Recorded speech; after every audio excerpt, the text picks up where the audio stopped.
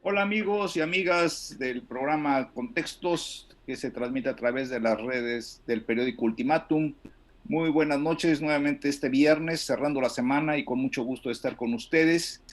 El día de hoy, pues hay varios temas con los que cerramos la semana. Vamos a retomarlos uno a uno. Está, por supuesto, ver el aspecto de la pandemia, cómo vamos, el comentario que hizo el presidente Andrés Manuel López Obrador respecto a que pide a las personas que tengan responsabilidad antes de que se apliquen sanciones, un poquito así como que da a entender que no se quiere obligar al gobierno a que tome acciones más drásticas.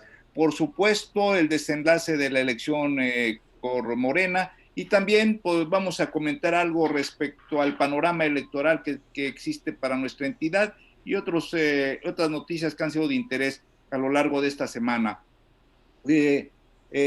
Ante todo, pues saludo al maestro Gilberto Zavala que me acompaña en esta noche y la maestra, hola Gilberto, y la maestra Enriqueta Burelo se disculpó por el día de hoy, va a ser sinodal en un examen en la universidad y estamos esperando que se incorporen con nosotros nuestros compañeros Juan Carlos Calimayor y Víctor Rumaya. Está el maestro Juan Carlos Calimayor. Hola, buenas noches. Hola, hola. ¿Qué quieren que empecemos con el desenlace de Morena o con el panorama de la pandemia? No sé qué les gustaría. Y bueno, nos quedamos ayer con el tema, buenas noches, maestro Zavala, maestro Anoche. Ricardo, con el tema de las elecciones en Chiapas, ¿no? Con el tema de las elecciones en Chiapas. Perfecto. Bueno, yo creo que podemos comenzar con el tema de la elección de Morena, ¿no? Que es la noticia, digamos, de la tarde, la noticia esperada. Ya se dio a conocer por parte del INE la encuesta. Yo estuve viendo la rueda de prensa que dieron y uno de los periodistas en una encuesta hecha, digo, en una entrevista hecha así, vía virtual, vía Zoom, como estábamos nosotros, le preguntaban cómo era posible al encuestador que hubiera habido una variante entre la segunda y la tercera encuesta, en la que Porfirio pues había sacado 41% contra 27 de Mario Delgado y que ahora le diera la vuelta y sacara 17 puntos arriba. Y el encuestador explicó que era una cuestión de conocimiento. En la segunda encuesta se preguntaba de conocimiento y en la tercera de preferencias, ¿no? Pero lo cierto es que a lo largo de la campaña hubo denuncias de parte de Porfirio Muñoz Ledo de derroche de recursos, denuncias ante la Fiscalía. Como la Fiscalía ya es un juego que nadie se toma en serio, porque nunca resuelve, nunca va al fondo, nunca absuelve tampoco, simplemente recibe y recibe. Este, pues ya no vamos a saber seguramente qué pasó con esas denuncias, o si se usaron o no se usaron recursos como señalaba Porfirio. Porfirio no pudo salir por la pandemia, estuvo dando entrevistas desde su Zoom y bueno, tenía toda la razón, ¿no? No podía arriesgarse dada su edad a contraer el COVID, pero bueno, el asunto es que pues se están festejando una parte de Morena. Porfirio ya salió a decir que triunfó el dinero sobre los principios. Se tardó un poquito en dar una respuesta, creo que la debe haber pensado bien, y vamos a ver cuál es el desenlace.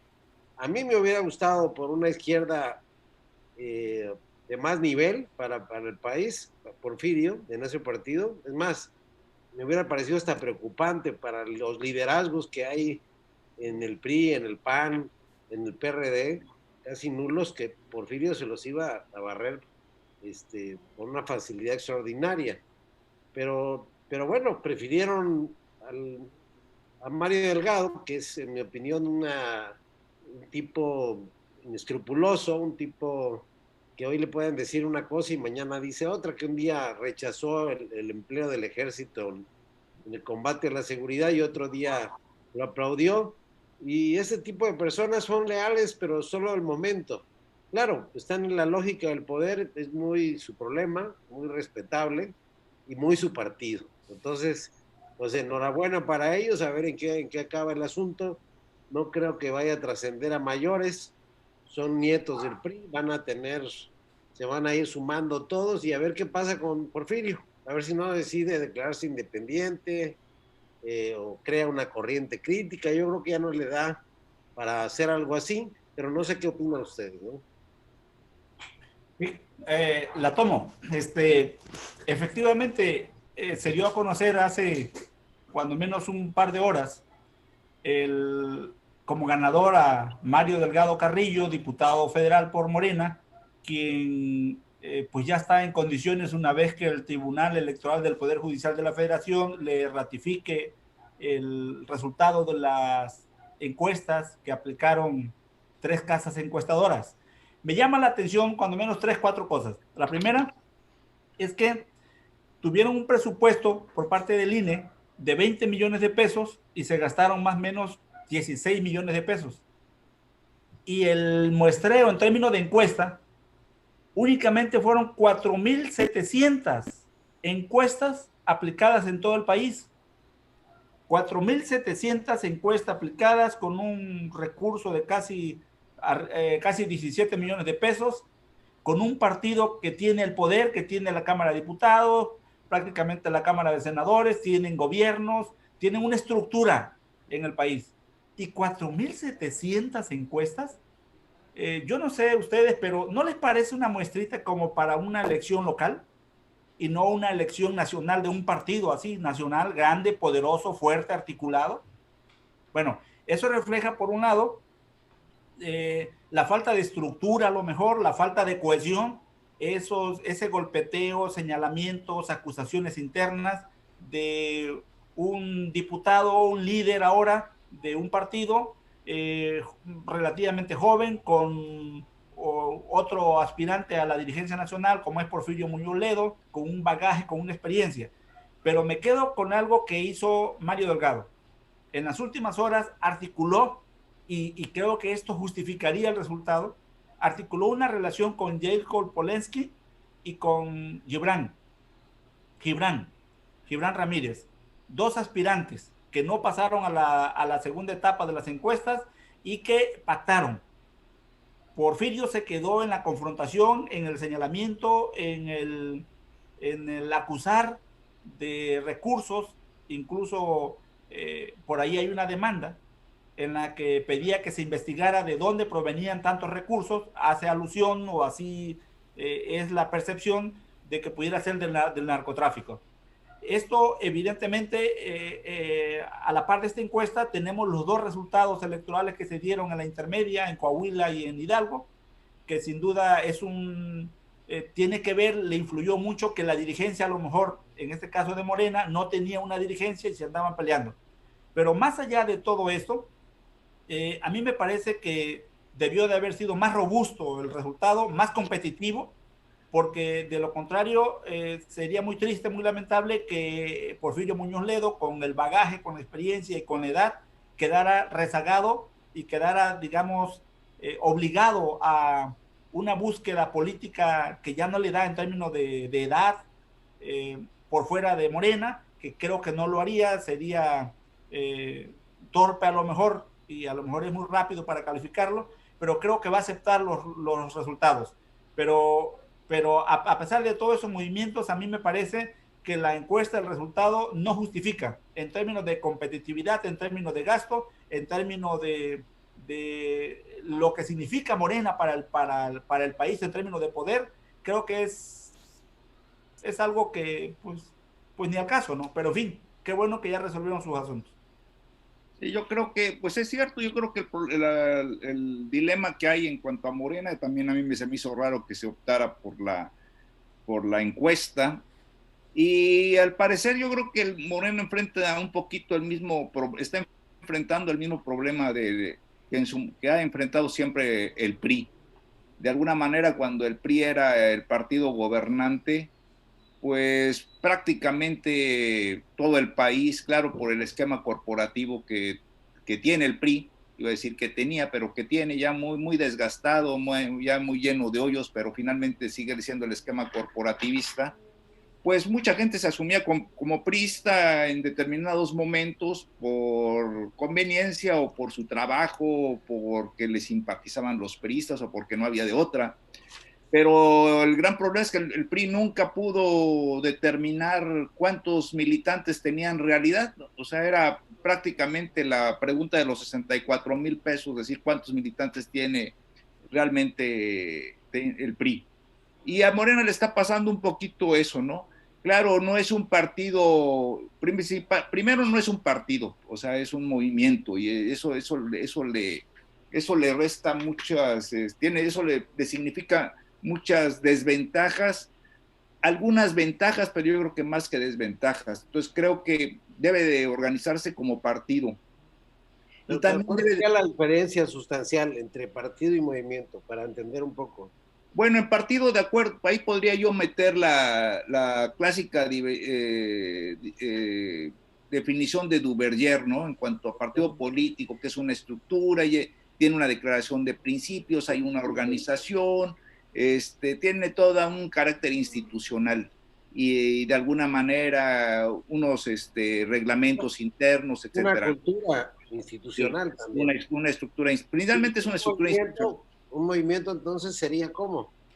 Un movimiento principalmente pues, lo que esa característica muy amorfo, ¿no? Incluso cuando en su momento ya ven que se puso de moda estar analizando al PRI, de que cómo era el partido, y hubo muchos, la época de José Villegas y todo eso, y llegaban a la conclusión de que el PRI era un partido sui generis, que no se podía definir, o al menos que no entraba dentro de las estructuras o de los moldes que hacían los teóricos políticos. Y un poquito está esto con Morena, ¿no? Porque por un lado, para cualquier ciudadano, si quiere afiliarse a Morena, ¿cómo le hace? Se acerca al delegado, va a ver a López Obrador, se va a las oficinas de México. ¿Qué es lo qué necesita para poder decir soy más allá de simpatizante, soy militante morenista? Está eso muy confuso de entrada. Y por el otro lado, pues se criticó desde un principio el hecho de que se abriera la elección hacia el exterior, ¿verdad? Ahora bien, no tiene Morena las características de un partido de masas porque no tiene una estructura corporativa, ¿no? Como el PRI, que tenía sus sectores, campesinos, etcétera. Entonces Sin embargo, Ricardo, sin embargo, mira, sin embargo, desde el presidente Andrés Manuel López Obrador, que a partir de esta elección, en la formalidad de un partido, deja de ser presidente de Morena, porque él era el presidente. Jacob fue interina. Y hoy Mario Delgado va a sustituir en la formalidad al presidente Andrés Manuel López Obrador. Ahora bien, sin embargo, la estructura de Morena, siempre, en términos de poder, me refiero al Estado mexicano, se ha dicho que es el voto mayoritario el que cambió, el que tomó una decisión para desplazar la fuerza del PRI, un modelo económico, un modelo de gobierno, un modelo político, para que efectivamente quedara un nuevo modelo, un cambio de país, así se dice, y que efectivamente son 30 millones de de ciudadanos que votaron por ese cambio. Pero 30 millones para 4.700 muestras en términos de encuesta, ¿no es pírrico el asunto? por eso mismo, porque no hay una identificación de militante. O sea, es muy diferente el simpatizante al militante de entrada. Pero como se abrió, pero es que se abrió a la ciudadanía y esa parte, salvo la mejor opinión, Ricardo, digo yo, si se abrió a la ciudadanía, a cualquiera que te hubieran encuestado, pues entonces hay una reacción, porque se entiende que esa simpatía, esa decisión para votar por un cambio, está presente aún todavía en México. ¿O será que ya no? Pues, pues yo no sé, o sea, esa parte, yo insisto en que esa gran interrogante respecto a, es que también hay otra cosa, o sea, por un lado creo que ha sido sano la separación que ha insistido López Obrador de estar lejos de Morena. El reto para Morena si se queda Delgado, bueno, va a quedarse Delgado, es darle forma a cómo organizar ese río revuelto, esa mezcolanza de grupos que tiene al interior. Ese creo que va a ser el gran reto, porque si no lo hace, lo más seguro es que corra el mismo destino del PRD, o sea, que a la larga el partido caiga en manos de un cacique o que simplemente se desintegre, ¿verdad? Creo que ese es el reto que tienen, y sobre todo frente a las elecciones del 2021. Ya efectivamente se señala que en esta próxima elección ya no va a estar el presidente López Obrador en la boleta, pero sin embargo, y eso vamos a ahondar un poquito en la siguiente parte de este programa.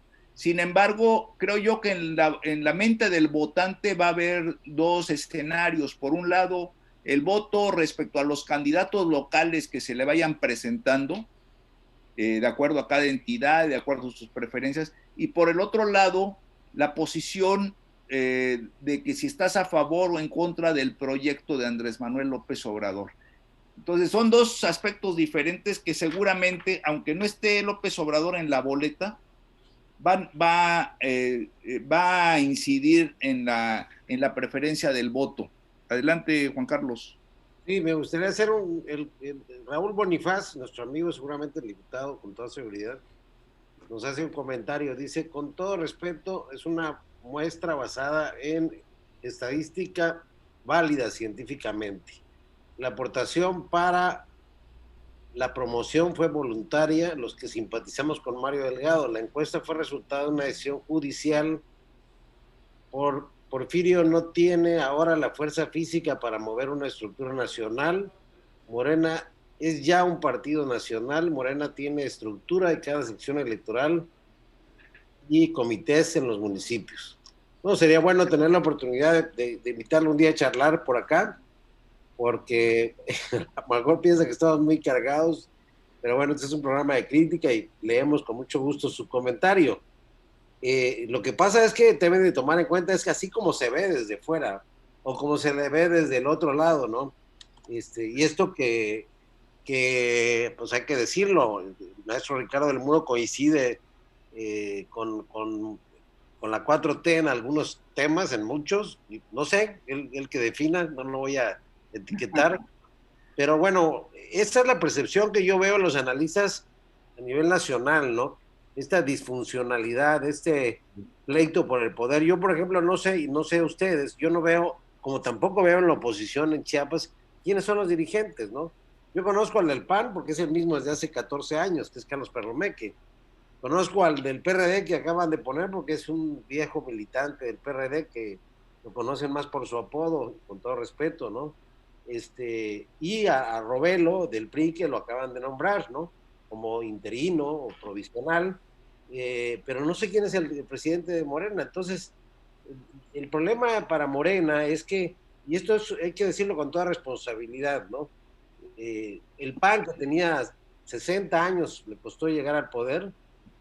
Cuando llegas al poder, el gran reto es que el poder te puede hacer cambiar, porque no es lo mismo ser constantemente un partido en la oposición, como al PRI le ha costado mucho trabajo ser oposición. El PRI no sabe ser oposición, le cuesta mucho trabajo ser oposición. Se creó una cultura tan institucional que difícilmente los vas a hacer haciendo desfiguros en una Cámara de Diputados, porque son institucionales. A eso nos referimos cuando vemos, no sé si coincidan conmigo, que le falta a Morena esa cultura de institucionalización, y a la hora que intentaron hacer sus asambleas, lo que vimos fue sillazos, y digo, a lo mejor no fue en todo el país, pero eso es lo que se ve desde fuera.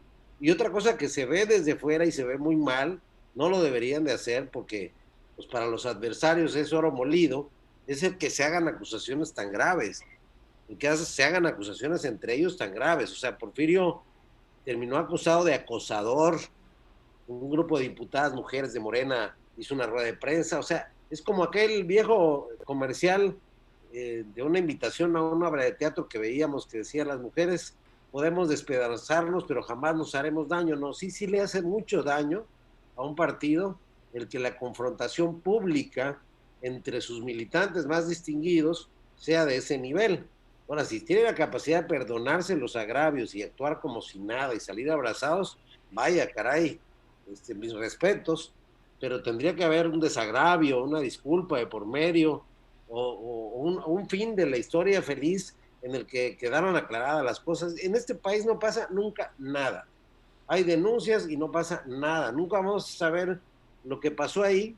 Y sí, a mí sí me parece que a mí sí me hubiera gustado Porfirio, porque yo veo una izquierda, dos cosas veo a este partido que se asume de izquierda, aunque tiene algunas cosas muy neoliberales, que están al servicio del presidente totalmente, lo acabamos de ver con los fideicomisos, a pesar de la enorme resistencia de intelectuales, artistas, académicos. Estoy casi seguro que el 80%, si no todos, votaron por López Obrador. O sea, dejaron ir un segmento de clase media también al que están perjudicando con sus medidas, que estoy seguro que votaron contra la corrupción y que no quieren un modelo estatista, simplemente querían que se acabara la corrupción.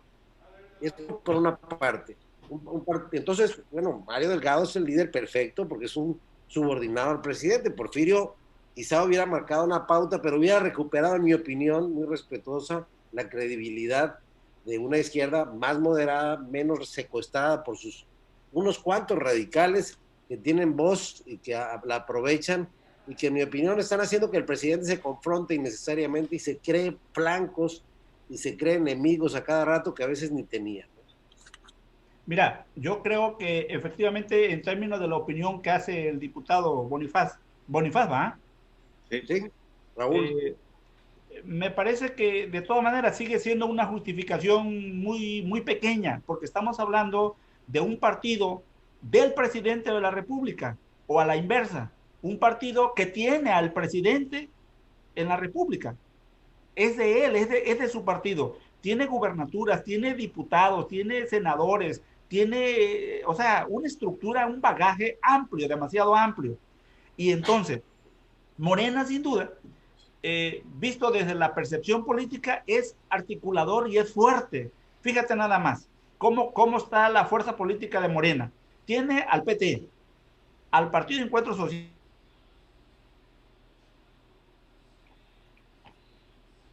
Hola, hola. ¿Lo dejamos de oír, no? Partido Verde Ecologista Mexicano.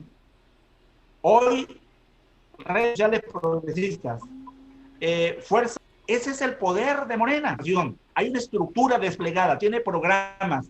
Entonces, ¿qué es entonces un resultado con una muestra de encuestas de ese tamaño, con una confrontación interna? Porfirio, entonces, así como lo planteas, Juan Carlos, es autoridad política, es autoridad moral, que en la relación con el presidente es eso, una relación de autoridad. Tú planteas que en el caso de Mario Delgado es una relación mayormente subordinada, pero representa, digamos, un bagaje de juventud, de articular, de poder hacer muchas cosas que hoy el partido sin duda demanda. En algún programa, particularmente yo supuse que quien iba a ganar era Mario Delgado, por su juventud, por su cercanía con el presidente, por lo que le es de utilidad al presidente en la Cámara de Diputados, pero lo que va a ser de utilidad en términos de la elección de los candidatos para la elección del 2021. Y entonces, ahí están los resultados ya. Y bueno, y nos toca analizarlo, revisarlo, porque efectivamente es un partido nacional y es un partido del presidente. Perdóneme que insista mucho en esto. Ahora bien, ¿qué es lo que sigue? Bueno, vamos a ver qué es lo que sigue, si hay conciliación, que yo espero que sí la haya, por el bien de ellos y por supuesto por el bien de las políticas públicas de este país. Sí, sin embargo, yo creo que Morena es un partido demasiado joven y todavía no ha logrado cortar el cordón umbilical del presidente. Y el presidente atinadamente ha insistido en cortarles el cordón umbilical. Cuando hablamos de estructura, no podemos de alguna manera, al menos creo yo, que no es sano mezclar la parte de los funcionarios gubernamentales con lo que son el partido. Yo creo que ese es el esquema priista que no funciona. Y entonces, sí funciona, perdóname, sí funciona. Sí funciona, pero no es legal. Pero que no se debe de repetir. Claro, estoy de acuerdo, ahí estoy de acuerdo contigo. Entonces, y porque ahí yo creo que finalmente la elección debió haberse hecho al interior de Morena. El hecho de sacarlo de las paredes o del ámbito del partido, del ámbito de los militantes, yo lo veo un poquito como que fue también una forma de ver qué tantos alcances tenía en cuanto a, simpatizantes activos, o sea, simpatizantes que se tomaron su tiempo para ir a las urnas donde estaba la elección y depositar su voto, ¿no? Sin que fueran militantes. Pero eso tal vez para los morenistas les dé una imagen de hasta dónde está su fuerza de posibles militantes, eso les dé cierta confianza. Pueden también incluso hasta detectar en qué estados tienen fuerza, en qué estados no tienen fuerza. Es una especie, hasta como una especie como de encuesta preelectoral o de sondeo. Pero definitivamente no tiene nada que ver con los simpatizantes. El simpatizante es otra cosa y efectivamente yo estoy totalmente de acuerdo en que en un momento determinado hay gente que votó por Morena y ahorita está en contra y a lo mejor mañana va a estar a favor o a lo mejor va a estar votando por partidos de ideología completamente diferentes a Morena, ¿no? Pero sí, el reto que tiene Morena es ese, en mi opinión, ¿no? O sea, de Porfirio, pues no sé qué va a ocurrir. Ya Mario Delgado le ofreció que formara una especie como de consejo consultivo al interior del partido. Por el carácter de Porfirio es posible que se convierta en diputado independiente, o sea, en senador independiente, ¿no? En senador independiente, diputado independiente. Entonces, ahí también ya ven, Álvarez y Casa están en una frecuencia, pero pues también, pero finalmente el otro lado ya está coaligando fuerzas, como bien están señalando, ¿no? A ver, pero sí me parece muy interesante el debate y hay que no tenerlo en el tiempo solamente presente. A ver, el PRI, como bien dice el maestro Ricardo y sabe usted, maestro Zavala, un partido corporativista, es decir, para pertenecer por ejemplo, los taxistas tenían que pertenecer a la CTM, ¿no? Los maestros se incorporaron de alguna forma también al PRI, hasta el grado que el Bester llegó a ser su secretaria general. Los obreros, no, solo faltó que hubiera un sector empresarial en el PRI, pero pues no se veía bien. Pero los empresarios también, como hubiera dicho... ¿Estaba la CNOP? Sí, bueno, pero además, como decía el Tigre Azcárraga, soy soldado del PRI. Es decir, el PRI gobernó muchos años con una estabilidad política hasta que empezó a haber una necesidad de pluralidad política. Luego empezó Acción Nacional con ciertos sectores de la clase media, en el centro del país con movimientos sinarquistas, con corrientes identificadas con la iglesia, si se quiere, pero no en todo el país, pero sí en buena parte, en alguna parte, por lo cual se etiquetó de conservador. Y así pasó también con otros partidos. Pero ¿qué es ahorita estoy viendo los comentarios que nos hacen y la gente me dice, Teodoro Zavala dice, les comento que muchos votamos por López Obrador y no por el partido. Y Carrie San dice, de manera personal pienso que Morena no tiene futuro. Los votantes a nivel nacional desean un cambio en lo que se había visto en los últimos sexenios, sin embargo, hay mucha práctica del PRI en este gobierno. Araceli Hernández dice, para votar, para mí lo importante es fijarse en las cualidades de la persona y no el partido. Pero a don Raúl Bonifaz nos vuelve a refutar, dice, la opinión pública en este momento tiene simpatía mayoritaria hacia Morena. Morena pasó unos años de ser un movimiento a ser el partido más grande de Latinoamérica. Es entendible la actitud y la militancia, es parte de la formación política morena y así lo hará Mario Delgado con la creación de una escuela de formación y capacitación política. Son aliados, dice, el PT, el PBM, el PES, pero cada uno tiene sus decisiones propias. El ejemplo fueron, bueno, ya es toda una carta de no, léalo, está bien. El ejemplo fue lo de los fideicomisos y otras votaciones, que es que sigue escribiendo Raúl, y otras votaciones que no se han logrado por la independencia de cada fracción parlamentaria. Insisto, fue una última decisión del Poder Judicial, dice que no, porque no se lograron acuerdos. Un abrazo, pues buenas noches a Pero de todas maneras, ahí con todo respeto se está confundiendo. O sea, no estamos diciendo. Finalmente, la gran pregunta para Morena es la gran pregunta que se le hacía al PRI. O sea, decirle ahorita, y conste que yo soy simpatizante, o sea, me asumo como simpatizante del proyecto de López Obrador. Pero mi gran interrogante es cuántos militantes, si en este momento le decimos a Morena cuántos militantes efectivos tienes, militantes, pues es la pregunta de los 20. Nos van a salir con que son todos los que votaron en la encuesta. No, según, bueno, no está claro el dato, de hecho nunca lo pudieron. Claro.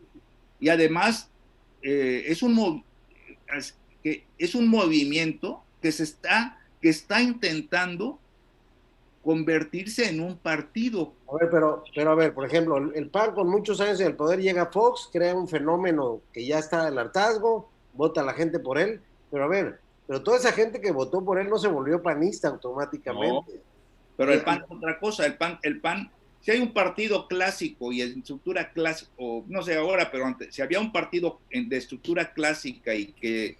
Más arraigado a la teoría política, ¿no? El Partido Acción Nacional. O sea, sí, claro.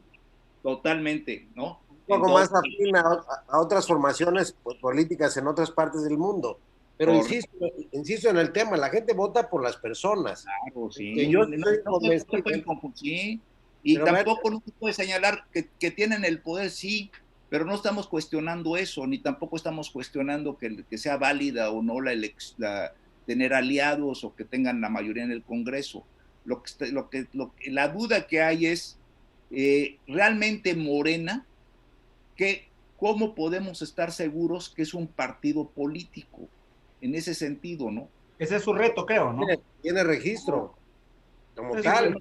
Bueno, porque tiene registro, pero hasta ahorita no ha logrado, en mi opinión, pasar de ser esa mezcla de corrientes a tener ya una estructura perfectamente definida como partido político. Acuérdense del PRD. El PRD también tuvo los mismos problemas cuando venían elecciones.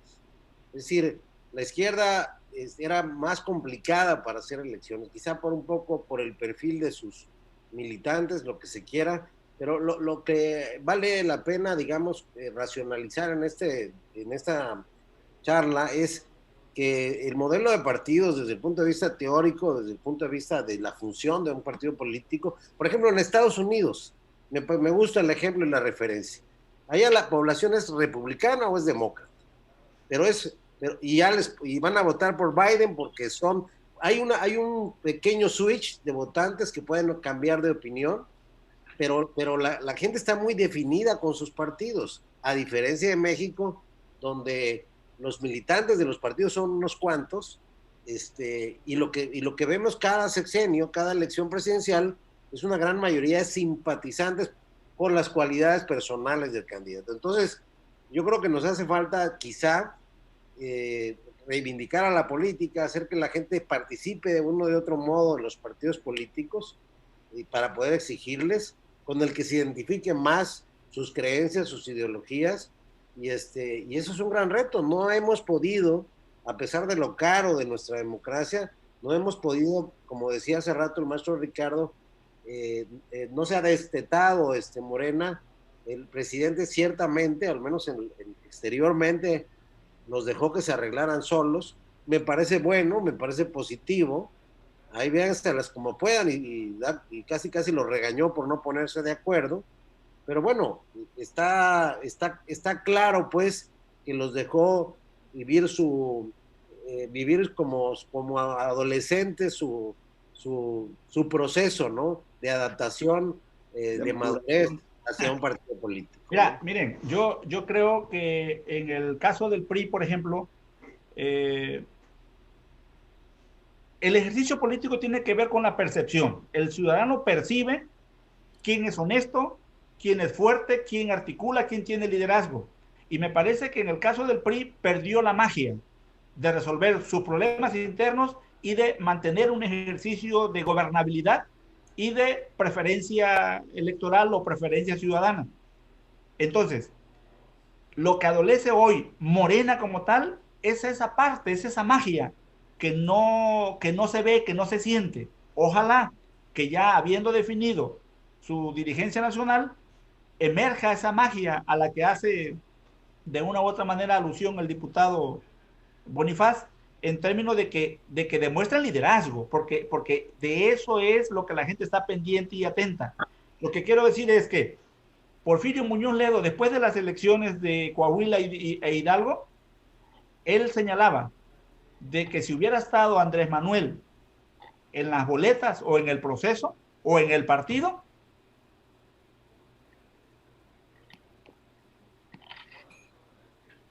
Ya lo censuraron al maestro Zavala. el resultado hubiera sido distinto. Sí. Entonces, Morena se lo debe todo al presidente. De suerte es que no los escucho. Se corta mucho, ¿verdad? ¿Ahí me escuchan? Tengo muy bajo el internet. Tengo muy bajo el internet.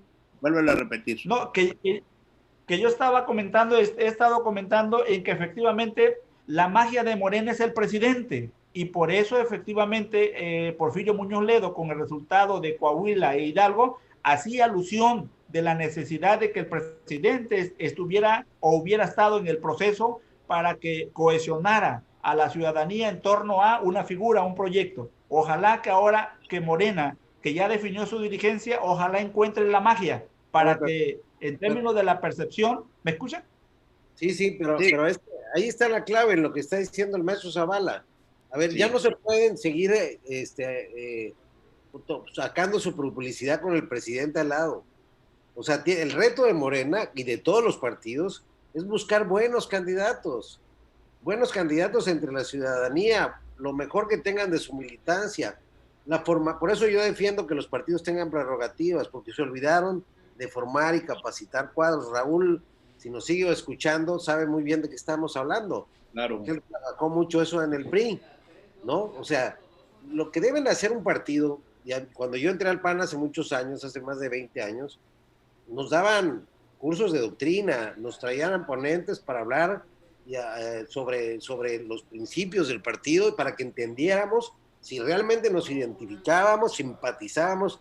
Bueno, yo en 2 o 3 ideas quizás no coincidí y siempre fui muy claro, soy el tema de la separación iglesia-estado, soy muy liberal en ese aspecto, y nunca coincidí con otras corrientes más conservadoras del PAN, pero lo que digo es que para eso está el dinero y hay que voltear a ver cómo en Europa ya hay viejos partidos. Bueno, en Uruguay, por ejemplo, hay un partido que tiene más años que el PRI, tiene 140 y tantos años. O sea, aprender a darle forma a la democracia a través de que los partidos se conviertan en el mecanismo, porque miren, ya vimos el experimento de candidatos independientes, salvo casos extraordinarios, un candidato independiente si gana llega solo, pues sí, tendrá sus ventajas, no tiene compromisos, lo que ustedes quieran, pero tampoco tiene estructura, tiene quien le cuide sus casillas, es muy complicado juntar las firmas, es mucho problema. Entonces, hay ideologías diferentes, uno puede creer en tal o cual, en quién defiende tales y cuales postulados, y lo que debemos hacer es un poco al estilo americano o al estilo europeo, un poco ser adherentes de los partidos, participar un poco más en la política. Es que le dejamos mucho tiempo la política a unos cuantos, por eso se estructuró el país, ¿no? Y yo creo que ese es el reto, porque, por ejemplo, ahorita que se está hablando del PRI, digamos que hubo un tiempo en que realmente el PRI sí era un portavoz del sentir popular, hace muchos años, y en donde realmente el campesino se sentía representado en la CNC, en donde el trabajador se sentía defendido en la CTM, y en donde finalmente se hacían los mítines y se hacían las propuestas, y se sabía que el candidato en turno del partido tenía que resolver las demandas que le planteaban esas personas. Y por el otro lado, durante mucho tiempo también, en el sentir popular mayoritario, la gente verdaderamente estaba convencida de que el PRI representaba la fuerza de la Revolución Mexicana, los ideales de la revolución frente a posiciones extremas de izquierda o de derecha. Con el tiempo, pues lo sabemos perfectamente, ese esquema se desgastó, se corrompió, y después hasta terminó aliada con la narcopolítica, y por eso perdieron el poder, ¿verdad? Tuvo su tiempo de los años del desarrollo estabilizador. Pero tuvo su época en que el partido tenía un sustento social, y creo que ese es el reto de Morena, que logre pasar de ser membrete a ser verdaderamente un partido identificado con la gente, ¿verdad? Pero que esto no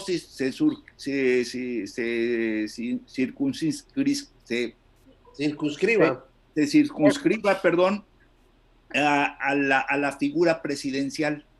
Sí, deben de voltear para abajo, para la gente, y no para arriba, sí, o para el lado, pues, ¿no? Correcto. Sí, pues yo creo que pues es muy buena la conclusión. No sé quién estaba conduciendo, pero ya asumí.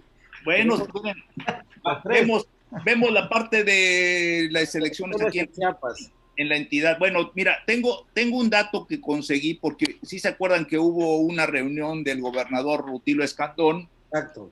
Con los dirigentes de los partidos políticos, al menos en esa reunión, donde les pidió que debería de haber civilidad, de que no se valían ya las viejas prácticas, y sobre todo que les pidió que fuera un proceso pacífico y tranquilo.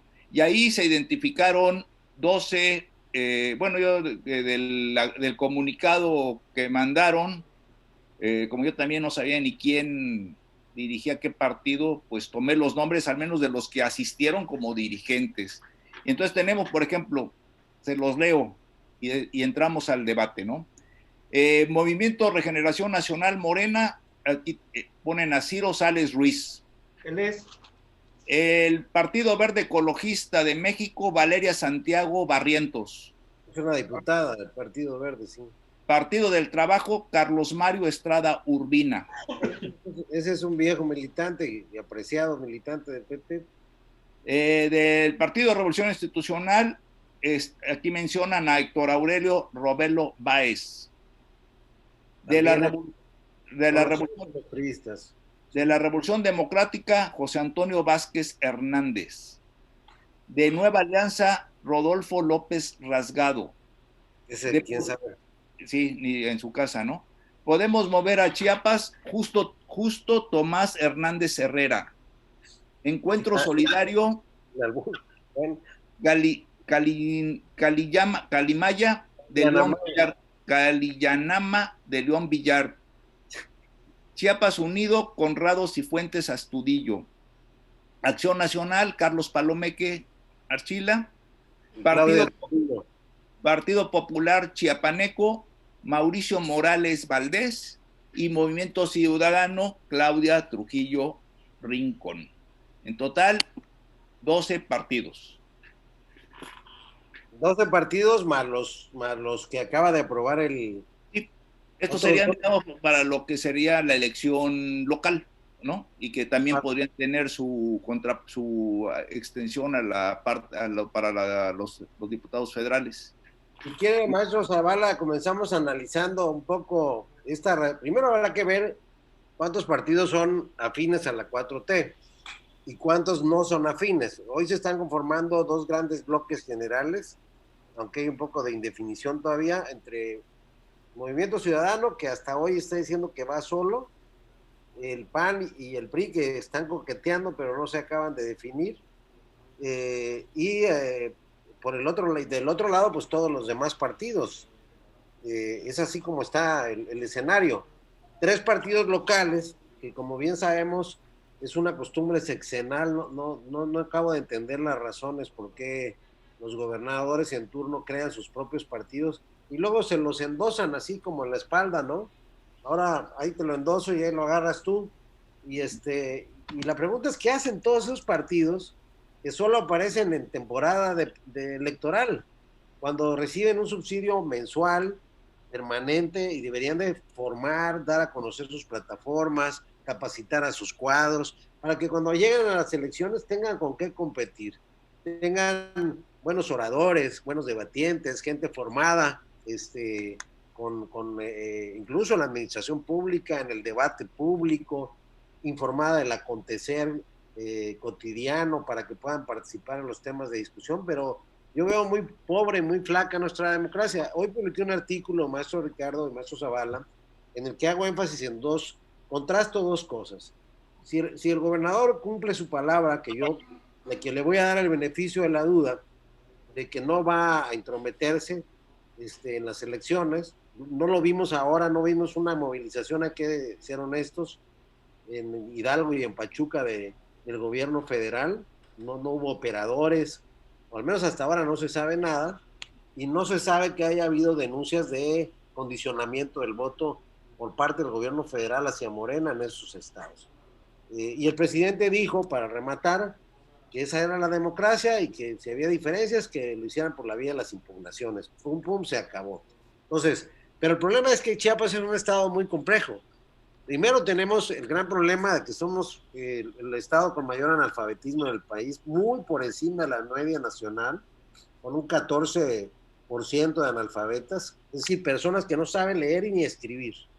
Traemos una población de casi 500,000 de personas que hablan tzotzil, otro 500,000 de personas que hablan celtal, otras 90,000 que hablan zoque, y me falta otra lengua, no recuerdo cuál, donde no sabemos si toda esa información para participar en las elecciones les llega a través de la radio, porque ni siquiera eso tenemos, ni siquiera la televisión estatal ni la radio estatal tiene cobertura total, es decir, hay un 30% del estado del territorio estatal allá por Ocosingo, Marqués de Comillas, ahí está la selva, ¿verdad? Pero que no les llega absolutamente ninguna información. Entonces, pensar, y bueno, otro dato que encontré muy interesante es que mientras en México, Ciudad de México, que es el más alto, de cada 100, 96 acceden a Internet, sin importar clases sociales o económicas, aquí tenemos un 19% de la población. Y por otro lado tenemos restricciones a la ley electoral que ahora prohíben colocar gallardetes, tienen un estricto control sobre la contratación de espectaculares y publicidad y el reparto de souvenirs y cosas así, que no lo hace bien el INE, la verdad es que no lo hace bien, ni tampoco el Instituto Electoral del Estado, pero sospechosamente tenemos un 69% en la elección del 98 de participación, cuando la media nacional fue de 63%. ¿Cómo podemos entender esto? Bueno, pues que en Chiapas el dinero y los programas sociales se utilizan para ganar las elecciones. ¿Cuánto dinero tienes? Porque si no tienes dinero no puedes aspirar a ser alcalde. Y ahí empieza el círculo vicioso de hacer la polla cuando llegas de presidente, uno para acá, otro para la campaña, otro para acá y otro para la campaña. Y si no voy a campaña, pues agarro los dos morrales y me voy. Ese es el problema por el que no prospera nuestro estado, desde mi punto de vista. Muy correcto. Tenemos una calidad de vida democrática muy chafa, muy escasa, donde se abusa de la pobreza, se abusa de la ignorancia de la gente, y lo saben los políticos, lo saben que es una cuestión de dinero. Y además, yo nada más con esto remato, maestro. Como Chiapas desde el 94 empezó a recibir recursos de la federación, pasamos, tengo muy bien el dato, en el 94 eran 4,000 millones el presupuesto de egresos. Para el 98 eran 16,000 millones. Y fue creciendo progresivamente al grado que somos el quinto estado, pero comparado con Nuevo León, Estado de México, Jalisco y Ciudad de México, que recibe más dinero de la federación. El 98% de nuestros ingresos son recursos federales. Recursos federales a la partida del estado. Y por otro lado tenemos somos el estado que menos contribuciones aporta a todo el país. Es decir, aporta a la federación. Somos el estado, seguimos siendo el estado, a pesar de todos esos programas, más pobre, el estado con más analfabetismo, el estado con más obesidad y el estado con más problemas sociales. Entonces, esto es un cóctel donde lo que yo veo es que es un buen botín, por eso le invierten a las elecciones, porque hay recursos y recursos y recursos y recursos, y hay municipios pequeñitos que ni imaginamos que ejercen más dinero que muchos municipios de otras partes del país, y por eso, bueno, y esto se me olvidó mencionar el dinero del narcotráfico, que en ciertas regiones del estado también le entran a las campañas. No sé ustedes qué opinan. Perdón por extenderme, pero quise hacer un panorama ahí amplio. Mira, yo quisiera comentar nada más, recordar que fue hasta 1997 cuando en el marco de la reforma política se incorporó al artículo 41 constitucional la noción de que los partidos políticos eran entidades de interés público sujetos a obligaciones, a derechos y a prerrogativas. Y que en la actualidad esas prerrogativas, lo que ahora señalas, Juan Carlos, tiene que ver con recursos que sirvieron para pagar a los dirigentes o a las estructuras, sobre todo a las estatales, y que en las regiones o en los municipios se convirtieron, las representaciones de los partidos se fueron convirtiendo paulatinamente en una franquicia de quien sí podía pagar una oficina, de quien sí podía pagar a alguien que atendiera y que mantuviera abierto los locales para mantener vigente la noción de partido político fuera de los tiempos electorales. Correcto.